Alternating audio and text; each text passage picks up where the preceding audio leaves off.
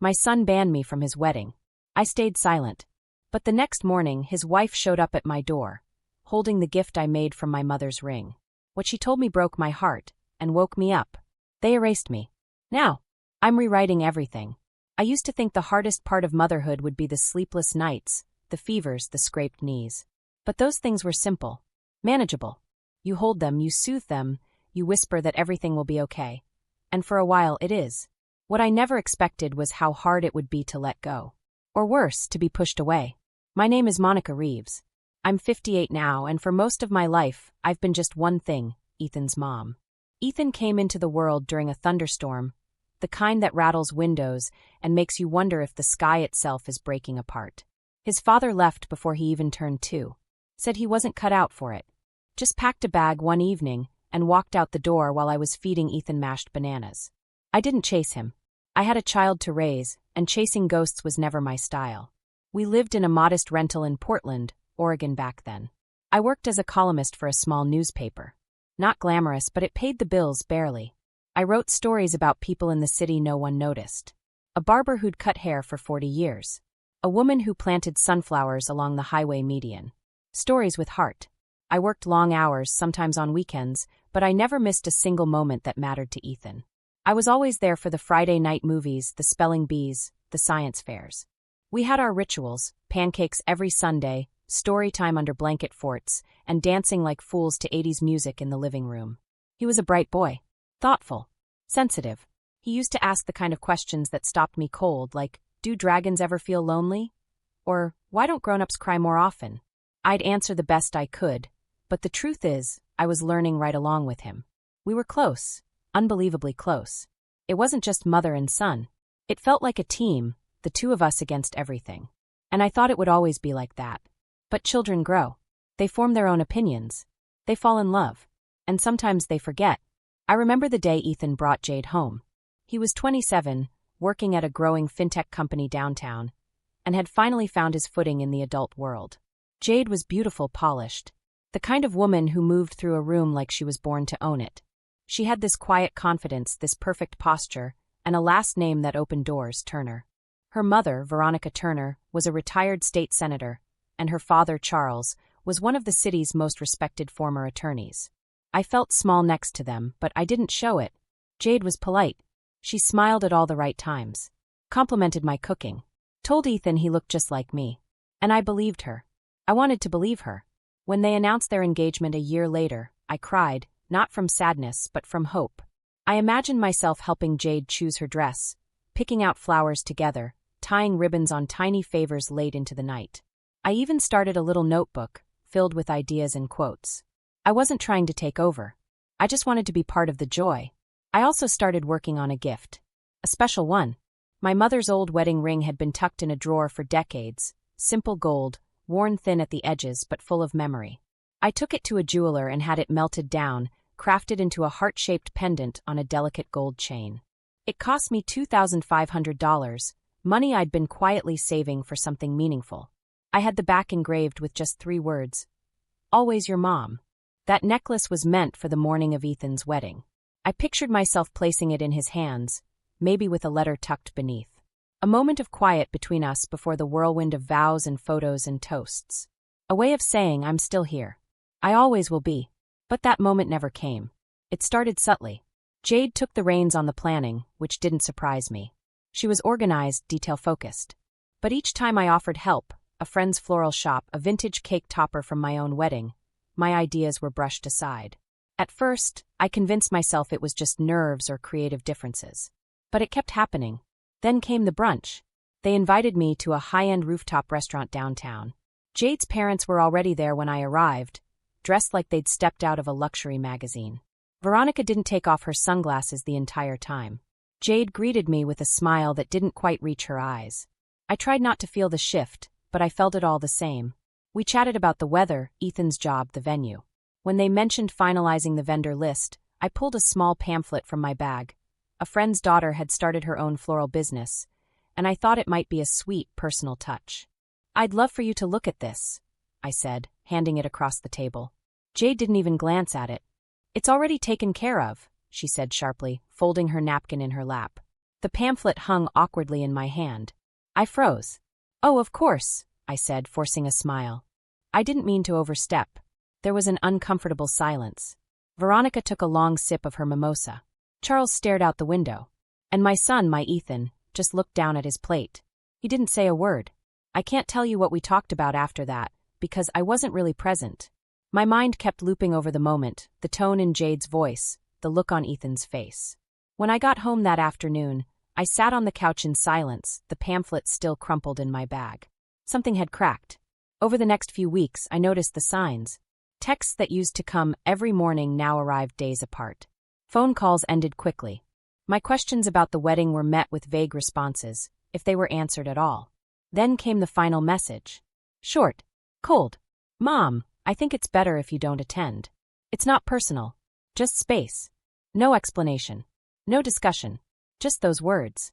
I stared at the screen, my heart pounding so loud I could barely hear the world around me. I wrote a dozen replies, deleted every one. In the end I said, "Okay, I understand. I wish you a beautiful day." And I meant it. As much as I hurt, I still wanted his happiness.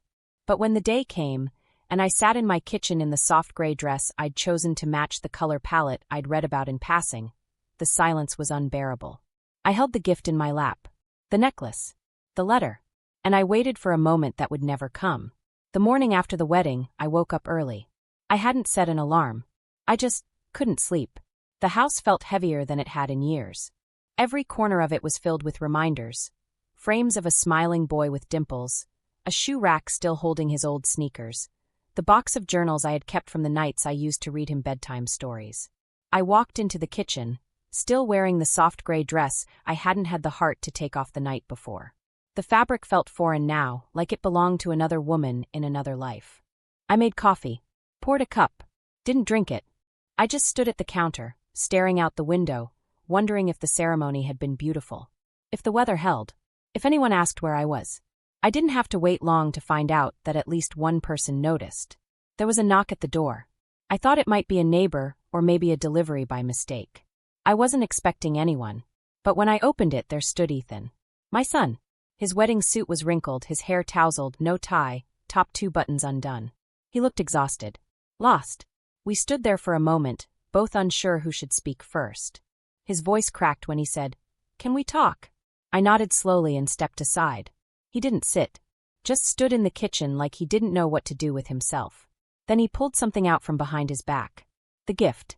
The lavender box with the cream ribbons still tied. My letter still tucked inside. "I found this," he said. It was in the back seat of Jade's car. Under some bags. She didn't even bring it in. I didn't respond. My throat felt too tight to speak. "I opened it," he added quickly, maybe expecting me to scold him. "I read your letter." I sat down slowly at the kitchen table, my hand resting on the surface like it might keep me grounded. He stayed standing. "I didn't know, Mom," he said. "I didn't know what you were feeling. Jade told me you were trying to take over, that you didn't respect boundaries, that you always made things about you. And I believed her. I didn't flinch. I didn't cry. Not yet. But your letter," he continued. "It wasn't guilt or control. It was love. You wrote about how proud you were of me. How you wanted to give me a piece of grandma. I read it twice. Then a third time. Finally I looked at him. Really looked. He was ashamed. Not just sad, ashamed. "I let her push you away," he whispered. "And I didn't stop it." I nodded slowly. "Yes. You did." He blinked, probably expecting some comforting words. But I wasn't ready to offer any. He needed to sit with what he'd done. "I just wanted you to know I see it now," he added. "All of it." I looked at the box in his hand. "Did you give her the necklace?" He shook his head. "She didn't want to open it. Said it would mess with her energy before the honeymoon." I exhaled. Something between a laugh and a sob. Of course. That was the end of the conversation. He left not long after, saying he needed time to think. I told him to take it. And that's when something shifted inside me. I wasn't going to beg for love anymore. I wasn't going to wait around like a forgotten relic, hoping to be remembered. Instead, I made decisions.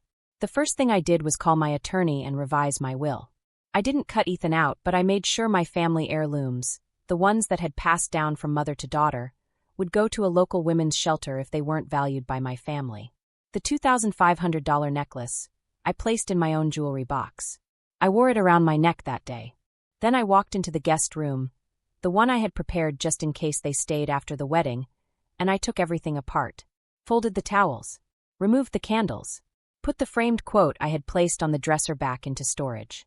It had read, "This is your home too." I realized that wasn't true anymore. I didn't stop there. I donated the drawer full of wedding-related trinkets. The spa gift cards I'd bought for Jade, the embroidered robe with mother of the groom, stitched in soft blue thread, even the wine I'd been saving for a toast that never happened. I also stopped checking social media for photos. I didn't need to see what I'd missed. But fate, as it often does, had other plans. One afternoon, as I was cleaning out my email, I saw a message from someone named Tyson. "Hi Monica," it read. "Following up on your table layout approval. Just confirming where you'd like to be seated next to Jade's family." I stared at it for a long time. Not because it hurt, but because it reminded me that someone somewhere thought I still mattered. I replied simply, "I wasn't invited to the wedding." No response came, but the silence that followed wasn't painful. It was clarifying. Soon after, I received a text from Lana, a friend of mine from the neighborhood. "I heard about the wedding," she said gently. "Were you out of town?" I didn't lie.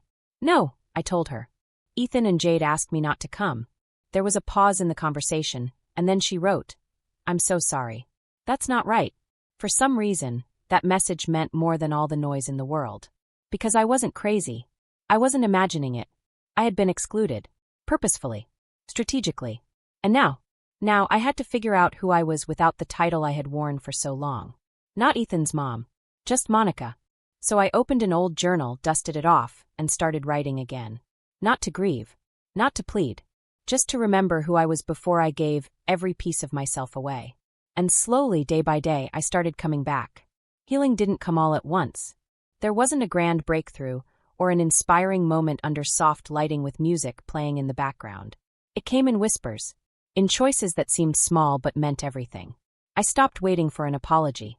I stopped checking Ethan's social media, stopped hoping Jade would wake up one morning and remember I was a person, not a problem. Instead, I lit candles again. Not for nostalgia, but for warmth. I opened the curtains each morning. Made my bed with intention. I turned music back on in the house.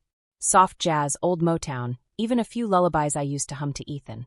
And then I went further. I joined a local writing group at the public library on Wednesday evenings. I hadn't written in front of others in years, not since my column days.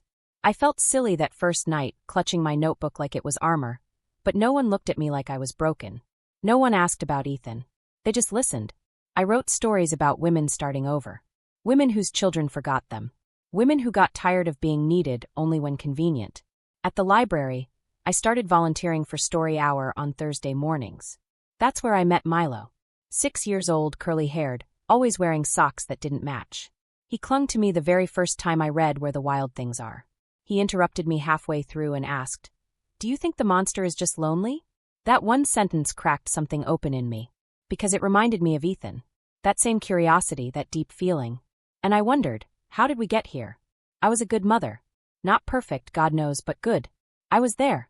I showed up. I stayed up through the nights of fever. I clapped the loudest at recitals. I scraped together birthday parties out of food stamps and grit.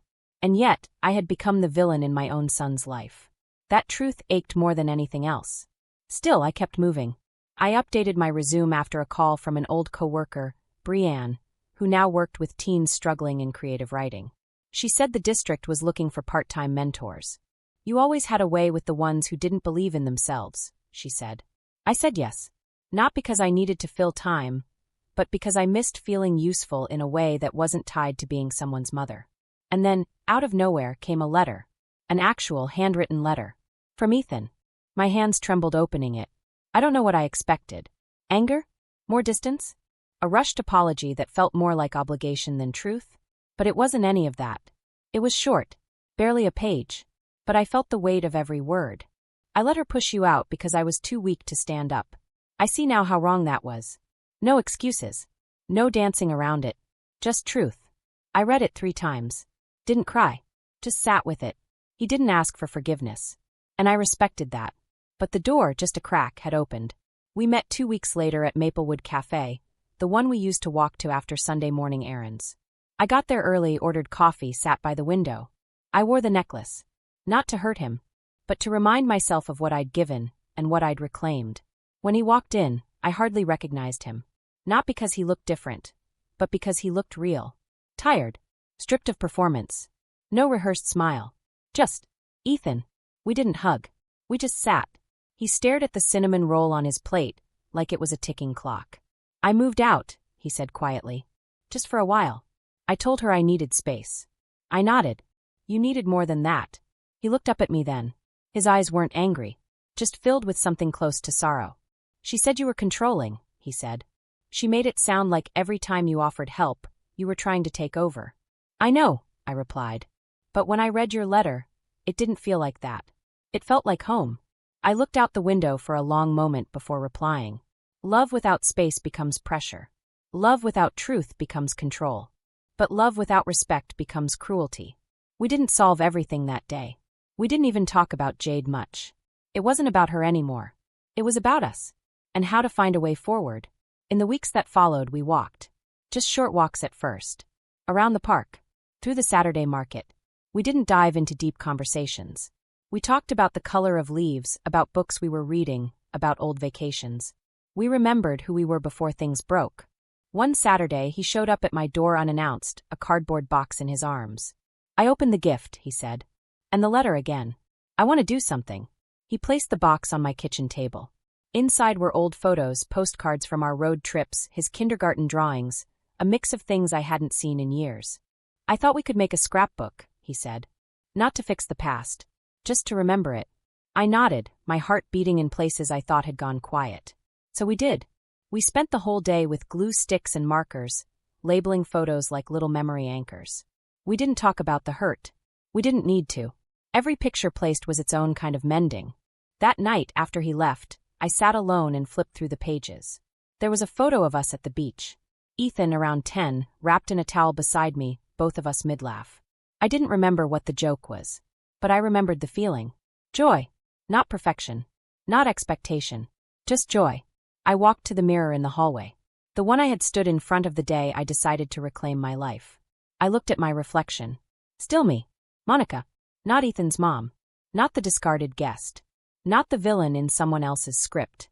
A woman who had been broken but chose not to stay that way. And for the first time in a long time, I felt full. Not because everything was fixed, but because I was whole.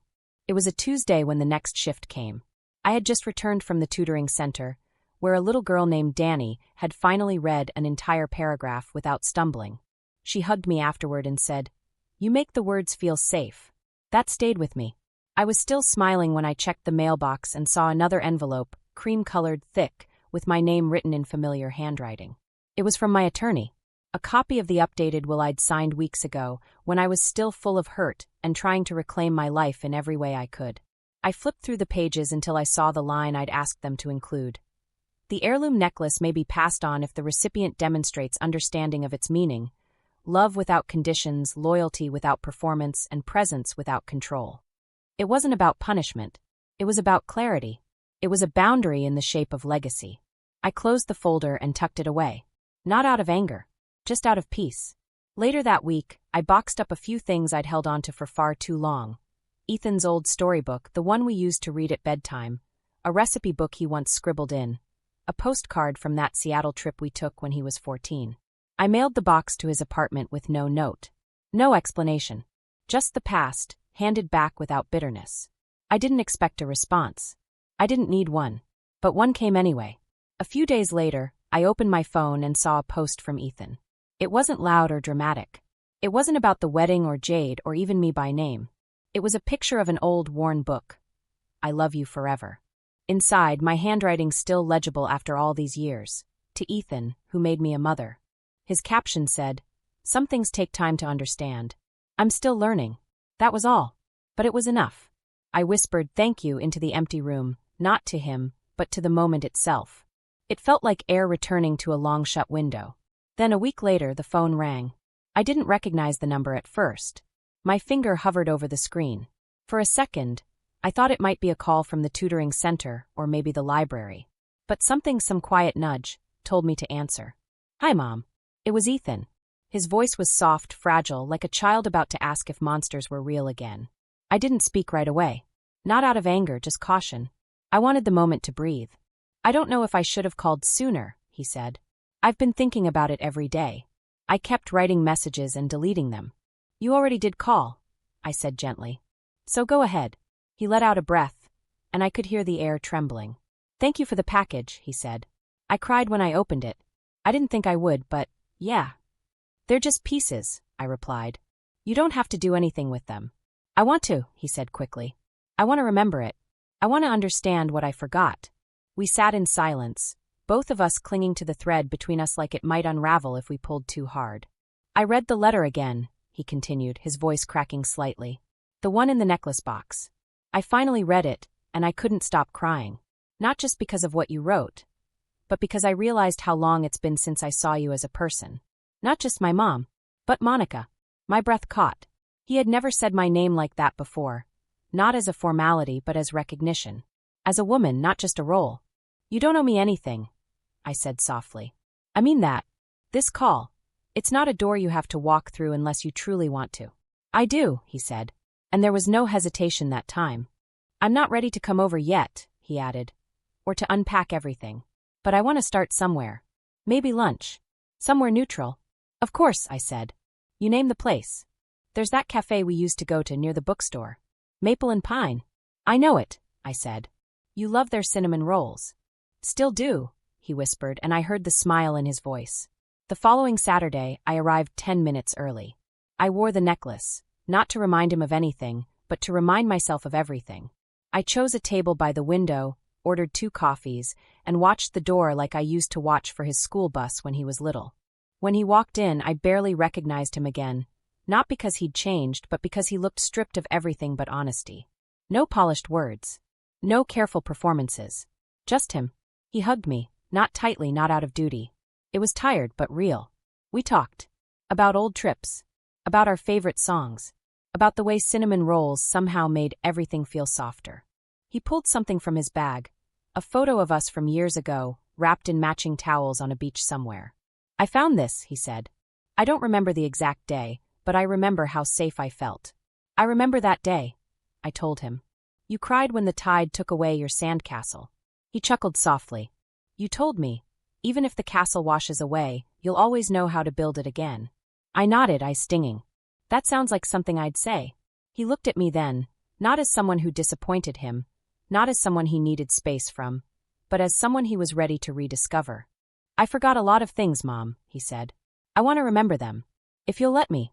I never stopped hoping you would, I replied. That was the beginning. We didn't erase the pain, but we gave it a place to rest. Over the next few weeks, we carved out a rhythm. Small walks.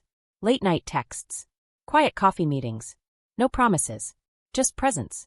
And one night, I sat on my front porch, tea in hand, stars blinking above me like distant promises.